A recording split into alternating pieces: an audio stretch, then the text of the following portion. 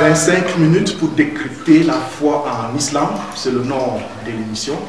Et pour cette toute première édition, nous recevons comme invité l'imam Cheikh Mokhtar. Nous sommes à Baïgom, c'est par Fumot, dans le département du Nord. Salam alaikum. Wa alaikum salam wa rahmatullahi wa barakatuh. Bienvenue dans le cadre de cette émission. Aujourd'hui, on va s'intéresser au Ramadan. Qu'est-ce que le Ramadan?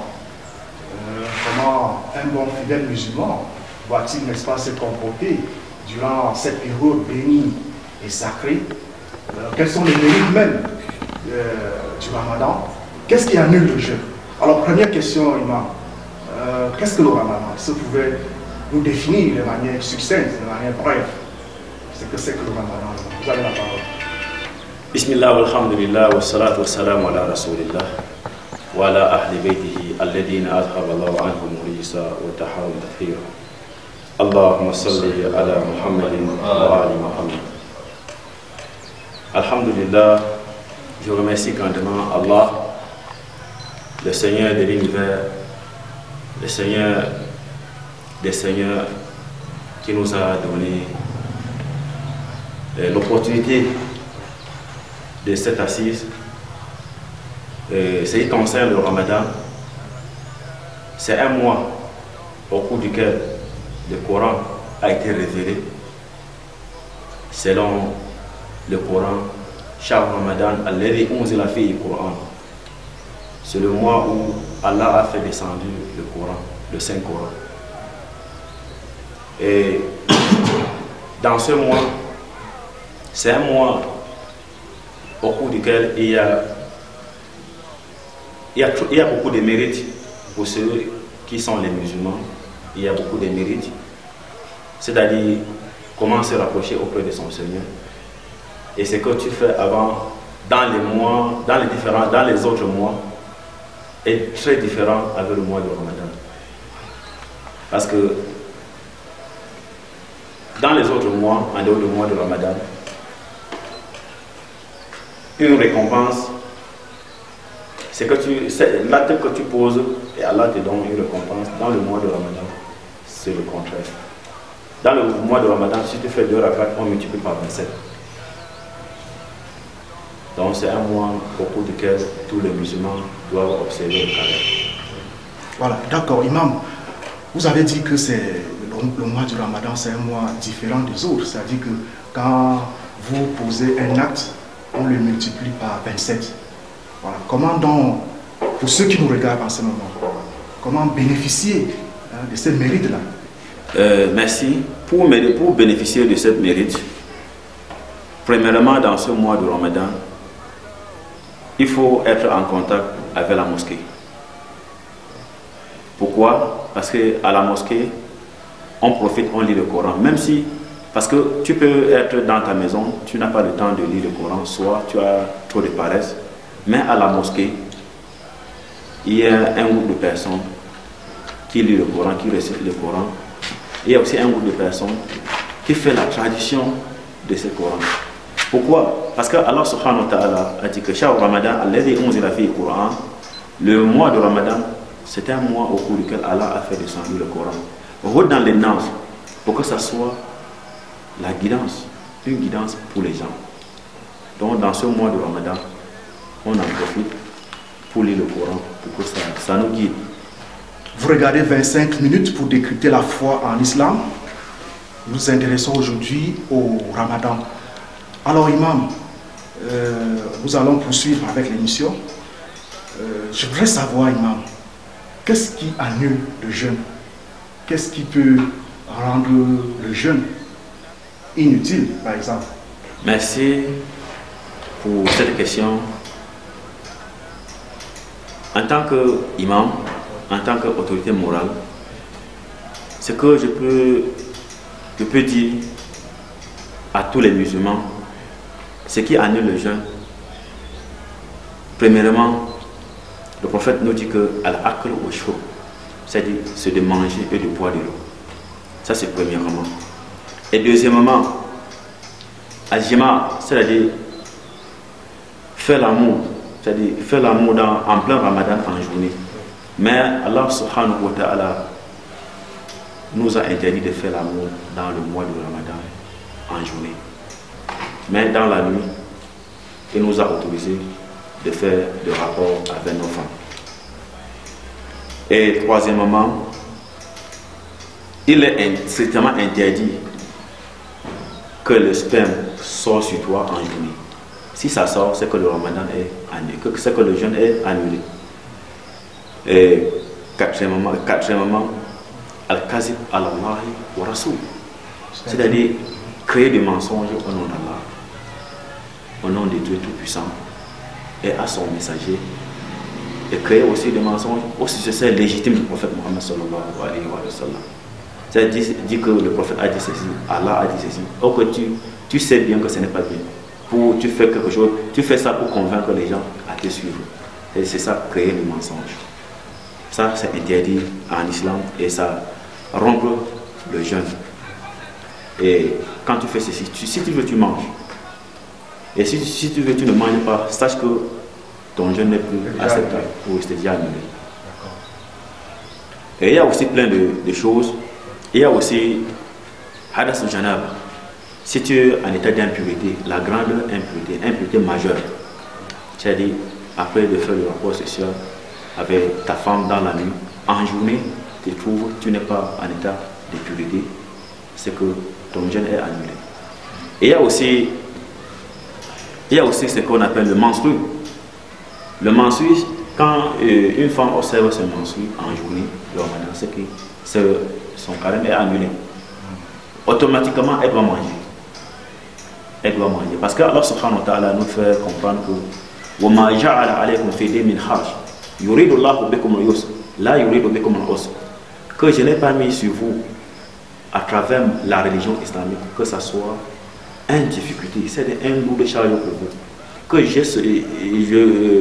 c'est-à-dire que j'ai mis la religion sur vous pour que ça vous soulage. Voilà. C'est ça, c'est en fait ça l'islam. L'islam n'est pas... Il ne faut pas prendre l'islam en grosso modo. Il faut comprendre l'islam tel qu'il est venu. Parce que Allah subhanahu wa ta'ala nous a fait de ces créatures faibles. Et comme il aime ces créatures, il nous a allégé trop de tâches. Oui. Donc, il y a aussi, quand la femme accouche, il y a un certain période qu'elle doit observer. Et n'étant pas en carême. Oui. D'accord. On va poursuivre, Imam, avec l'entretien sur le Ramadan. Tout à l'heure, vous avez parlé des femmes avec les menstruations. Je voudrais qu'on aborde aussi les tout petits de l'école primaire, même ceux du lycée qui sont en classe de 6e, 5e et 4e. Alors, je voudrais savoir, Imam, est-ce que le Ramadan est obligatoire aux jeunes, aux tout petits? Ce qui concerne le Ramadan, Allah a prescrit le Ramadan pour tous les musulmans.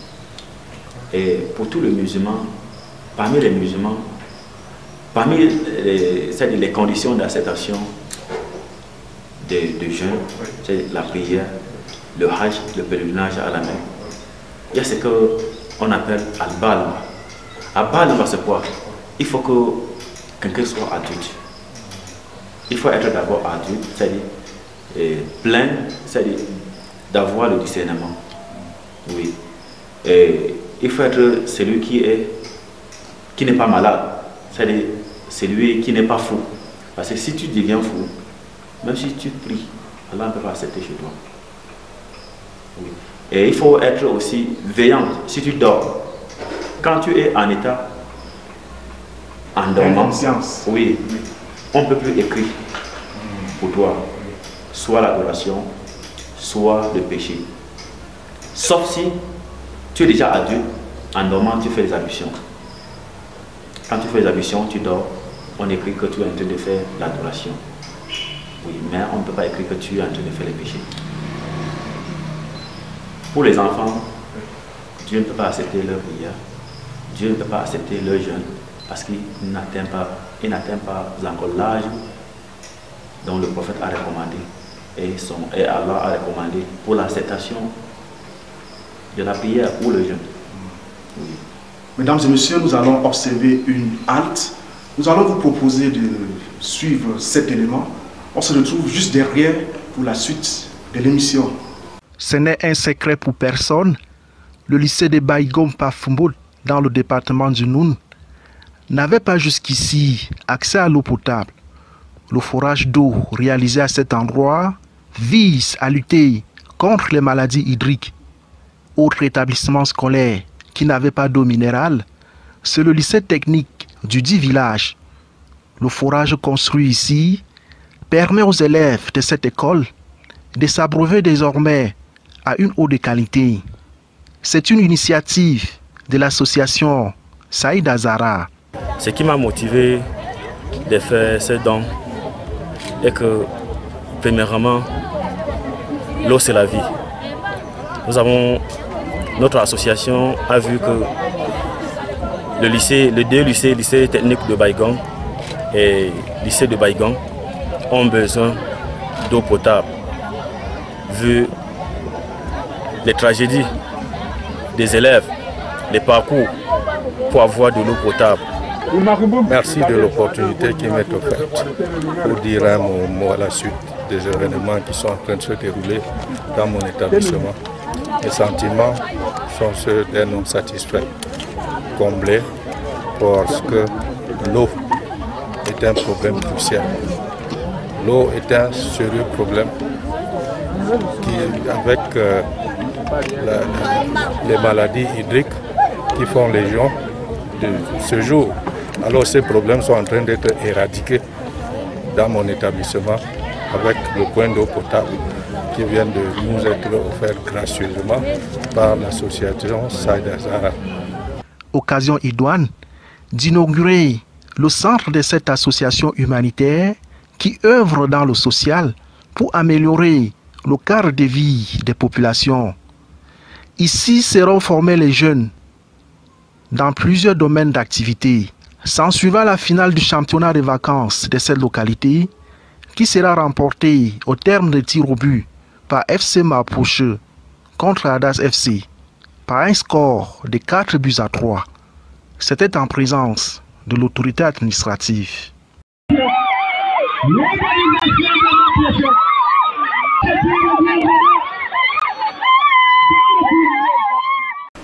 Retour sur le plateau, nous recevons l'imam Cheikh Mokhtar. Nous nous intéressons aujourd'hui au Ramadan. Alors, tout à l'heure, imam, vous parliez des tout petits, des fous et même de ceux qui dorment. Je voudrais qu'on continue avec le cas des gens qui voyagent, par exemple, et le cas des personnes âgées. Est-ce que celui qui est âgé, par exemple, celui qui a un âge avancé, qui a 70 ans, 80 ans, 90 ans par exemple, est-ce que le jeûne lui est obligatoire? Qu'en est-il de ceux qui voyagent? Celui qui voyage, qui part par exemple à Douala ou bien à Yaoundé ou bien même à Paris, est-ce qu'il peut observer le jeûne? Selon le même verset, c'est concerne les voyageurs dans le mois du Ramadan. Le Coran nous dit que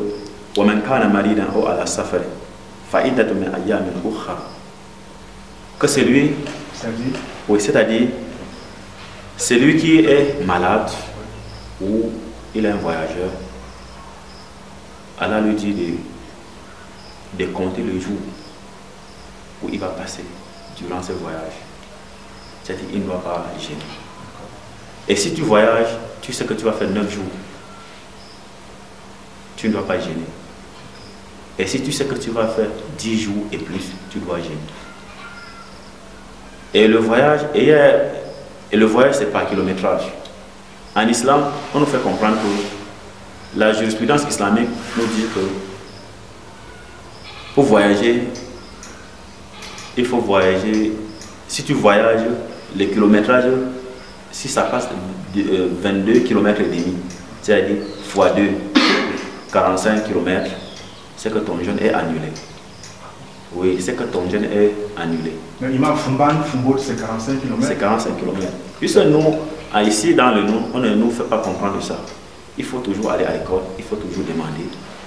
Et quand tu ne connais pas, il y a aussi son sentence.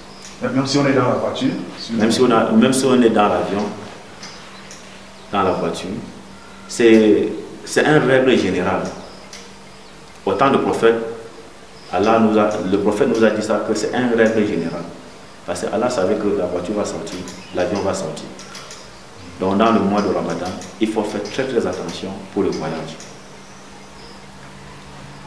Si c'est toujours obligatoire que tu dois voyager, tu voyages, tu sais que tu vas rembourser le jeûne.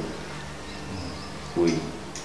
Et ce qui concerne alors les malades, les personnes malades, les jeûnes ne doivent pas être obligatoire. Parce que s'il jeûne, il risque de perdre sa vie. Il risque de perdre sa vie. Et si tu jeûnes et tu perds ta vie, tu auras un problème, un sérieux problème avec ton Seigneur. Parce que le Seigneur nous a dit que j'ai créé l'être humain faible et je connais l'être humain plus que lui-même. Raison pour laquelle il ne nous a pas mis le charge qui nous dépasse. Là, c'est-à-dire je n'ai pas imposé ou je n'ai pas mis un charge lourd à l'être humain, sauf ce que je lui ai donné et je sais qu'il est capable de supporter. Et ce qui concerne maintenant les personnes âgées de 90 ans, 100 ans. Si tu atteins 90 ans et tu te sens fort, c'est que tu peux gérer et le jeûne est toujours obligatoire. Et si tu as 90 ans, selon la jurisprudence islamique, 90 ans, tu sais que tu ne peux pas supporter, ton estomac ne peut pas supporter, tu vas seulement faire ce qu'on dit la zakat fête. Tu vas payer, tu vas donner la zakat. Oui, c'est la zakat, tu dois sortir la zakat aux personnes démunies, aux personnes pauvres, plus pauvres. Et la zakat, c'est quoi? Et la zakat, ça dépend de ce que tu as la capacité. Par exemple, chez nous ici, on utilisait le maïs, on utilisait le riz, mais la meilleure zakat, c'est de compter ça en argent que tu donnes.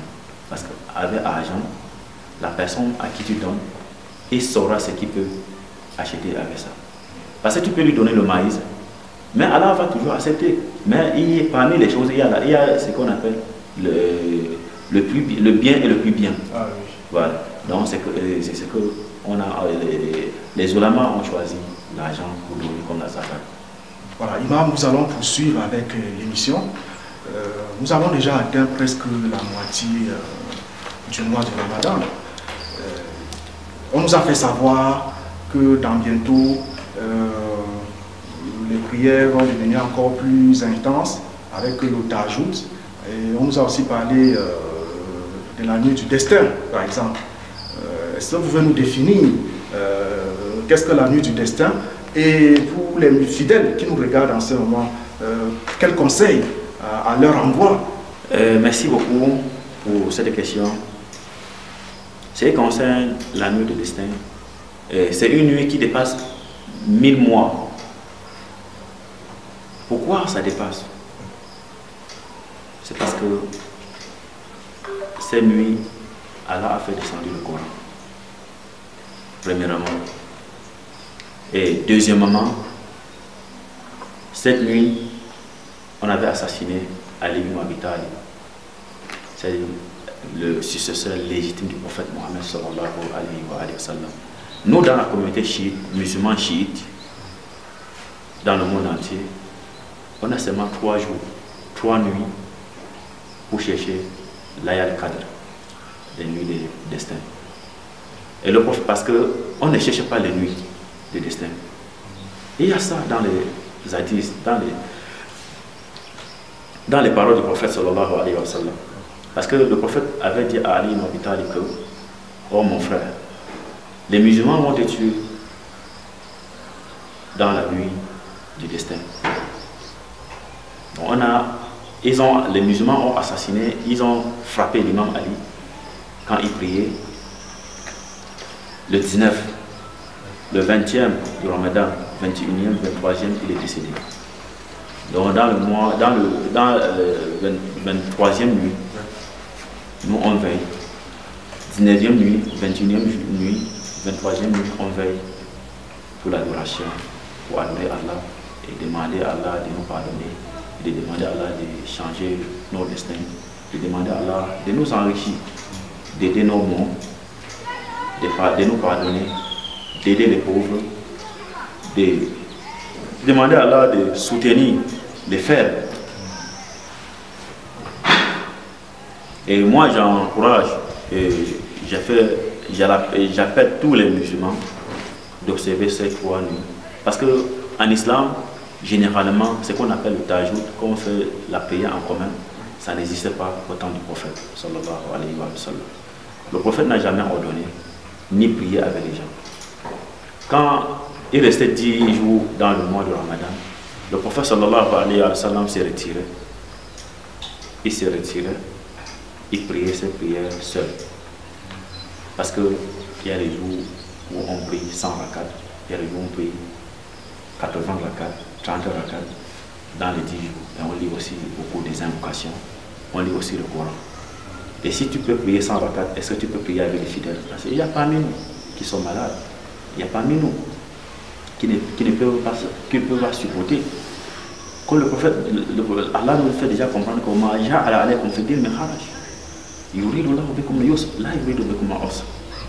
que je n'ai pas mis sur vous avec la religion islamique pour que ça soit pour vous un fardeau. Allah a voulu nous alléger la tâche. C'est un peu ça. Mesdames et messieurs, nous allons observer une deuxième pause. Nous allons prendre ce deuxième reportage. On se retrouve dans une poussière de secondes. Le constat est clair. Une grande partie de la population de Baïgom Pafmbour dans le département du Noun n'a pas accès à l'eau potable. Pour faire face à cette situation, l'association Saïd Azara va choisir de faire un don de forage à ce peuple vulnérable. À Baïgom Marché ce jour, l'ambiance est inhabituelle. Les habitants de cette localité expriment leur reconnaissance, leur gratitude, voire leur satisfaction à l'endroit de Cheikh Mohamed Mokhtar, président de la dite association, pour cette belle offrande. Au programme de cette cérémonie d'inauguration, des allocutions, des prêches, des prières sur le messager d'Allah. L'initiative vise l'accès à une eau de qualité à proximité des habitations. Je commence d'abord par rendre grâce à Allah, le Seigneur de l'univers. C'est lui donc qui m'a donné la possibilité d'offrir, de faire ce genre de dons aux populations. J'ai choisi de faire ce don de forage parce que Baïgom entièrement en a besoin d'eau potable. Raison pour laquelle j'ai choisi ce forage dans cette localité, Baïgom Marché. On assiste les orphelins, les démunis et les cas aussi de maladies dans les hôpitaux. Ici, on va prier pour les autorités et pour la paix au Cameroun. Est immense, et cette prière est très immense. Sans la paix, rien ne peut se faire. Sans la paix, lorsqu'il y a la paix au Cameroun, tout doit se dérouler en bonne norme. Tout religieux doit prier pour la paix. Sans la paix, la religion ne peut pas exister. Et nous prions pour l'État du Cameroun, nous prions pour le Noir Nabil, pour l'effort qu'ils font pour réunir les Camerounais dans le même toit. Bel exemple à suivre donc. L'association Saïd Azara.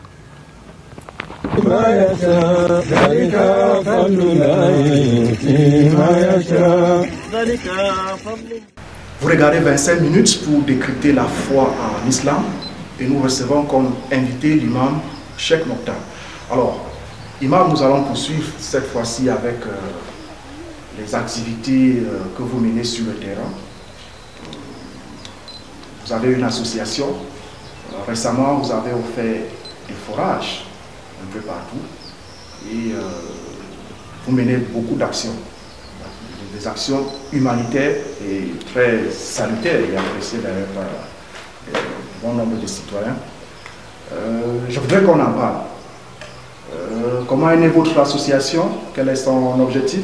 Pourquoi vous avez choisi, n'est-ce pas, de mettre sur pied les dons de forage? Merci, monsieur le journaliste, de m'avoir passé la parole avec ces questions. Et ce qui m'a motivé premièrement de créer une association. Mon association est nommée d'abord Saïda Zahra, c'est-à-dire le nom de la fille du prophète Mohammed sallallahu alayhi wa sallam. Et cette fille, c'est la princesse des femmes du paradis, de ce bas monde et du paradis. Parce que Allah subhanahu wa ta'ala a choisi parmi les femmes 4 femmes qui sont au-dessus des femmes. La première, c'est Mariam, la mère de Isa alayhi salam, appelée Jésus. Et la deuxième, c'est Asia, la femme de Pharaon. C'est-à-dire, quand la femme de Pharaon vivait, elle savait que Allah lui a bâti une maison au paradis. Elle n'obéissait pas au Pharaon. La troisième, c'est Khadija, la première dame du prophète, la dame dont le prophète a passé 14 ans, 1 mois avec elle, avant son décès. Le prophète a épousé les autres femmes après le décès de Khadija. Et la quatrième maintenant, parmi les 4 femmes, c'est Saïda Fatima Zahra alayhi salam. Et elle a plus de valeur, de mérite que les 3 femmes que nous avons déjà citées. Parce que Allah a voulu que ce soit ainsi. Elle est la fille des meilleures créatures d'Allah sur terre et dans l'au-delà. Cette dame dont j'ai choisi son nom pour mettre dans l'association que nous avons maintenant, ça a plein de bénédictions. Son nom a plein de bénédictions. On a créé une association, on a mis son nom parce que moi j'avais jugé quand j'étais à Douala.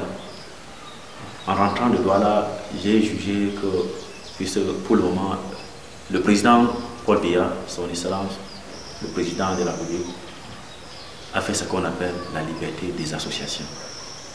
J'ai jugé de créer une association pour les vivre ensemble, premièrement. Comment aider, comment nous s'entraider dans l'association. On est plus de 100 membres maintenant dans l'association. Les gens ne font que venir. Et je remercie Allah pour ça. Avant, on avait commencé à nous s'entraider, on s'entraidait quand quelqu'un tombe malade, on cotise, on l'amène à l'hôpital. Quand quelqu'un a besoin de faire quelque chose, soit conduire la moto, on cotise l'argent, on lui achète une moto. Et c'était aussi pour l'éducation. Moi, en tant qu'imam, j'ai enseigné le Coran. J'ai enseigné comment lire le Coran, comment interpréter le Coran, comment comprendre le bon sens du Coran. Et j'ai enseigné aussi la langue arabe. Parce que Allah subhanahu wa ta'ala a fait descendre le Coran par la langue arabe. Inna anzalna Qur'ana arabiyyan la'allakum ta'qilun. Nous avons fait descendre le Coran par la langue arabe. Et maintenant, nous avons vu que le département du Noun, le département du Noun a besoin d'eau potable. On a commencé d'abord dans le village de Baïgon, qui est notre village natal, et le siège de l'association Saïda Zahra.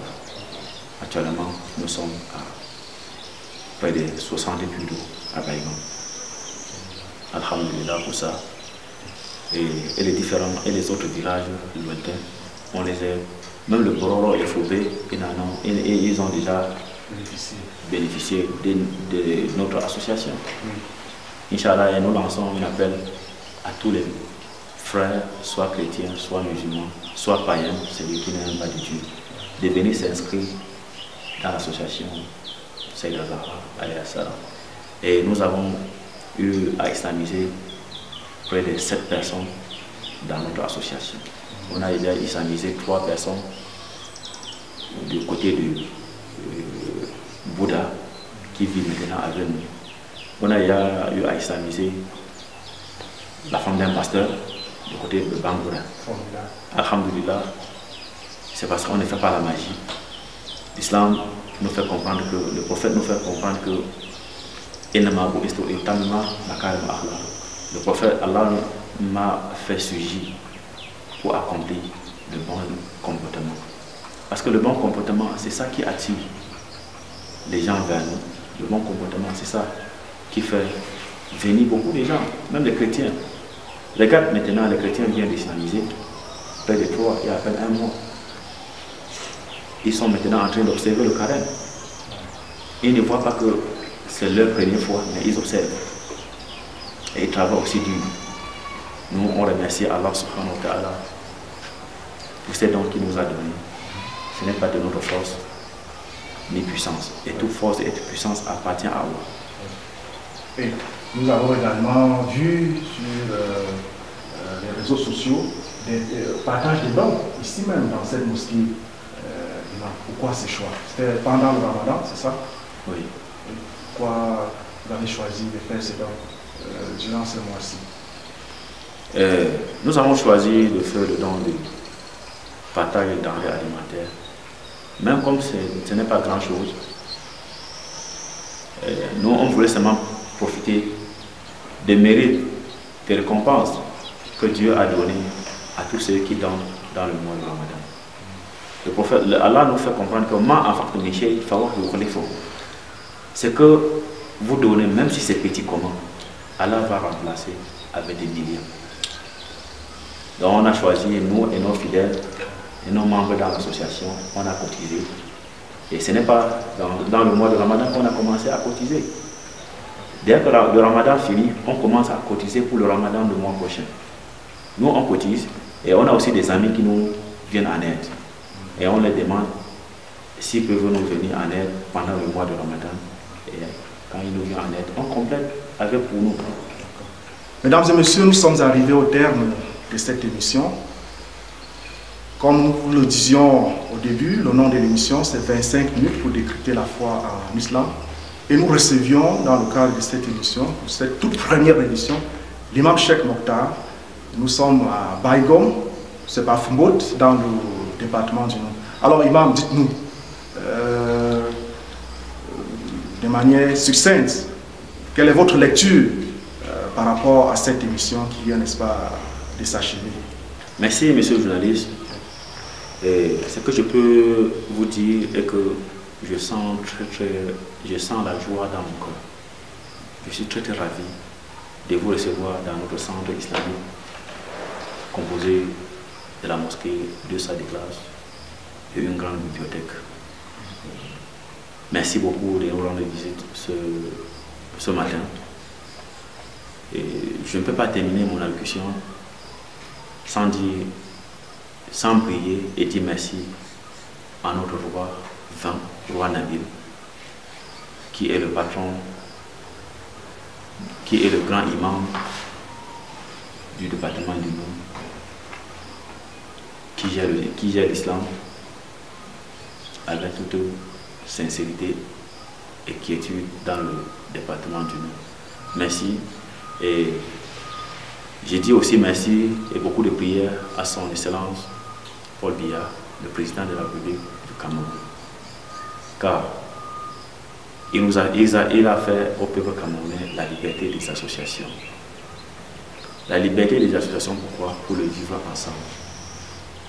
Nous maintenant, notre association est déjà un peu partout dans le département du Nord et aussi un peu partout dans le Cameroun. Et c'est ça qu'on appelle... En dehors de Foumbot, vous êtes encore... Oui, en dehors de Foumbot, en dehors du département du Nord, oui. Nous sommes encore à Yaoundé.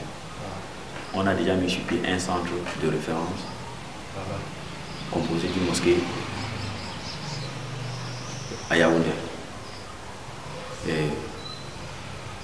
Mais notre base, c'est dans le département du Nord. On est en train de réfléchir comment entrer à Douala, à Garoua, à Bamenda, un peu partout dans les 10 régions du Cameroun. Inch'Allah. Et je vous remercie. Je ne sais quoi vous dire, sauf de vous remettre entre la main du Seigneur. Alors, subhanahu wa ta'ala nous fait comprendre que la inshakabu la azidanakum, la ikafatu ina adabi la shadid. Que si vous êtes reconnaissant de un que je vous ai donné, je vais vous en augmenter. Et si oui, je vais vous multiplier. Et si vous êtes ingrat, sachez que mon châtiment est douloureux pour les ingrats.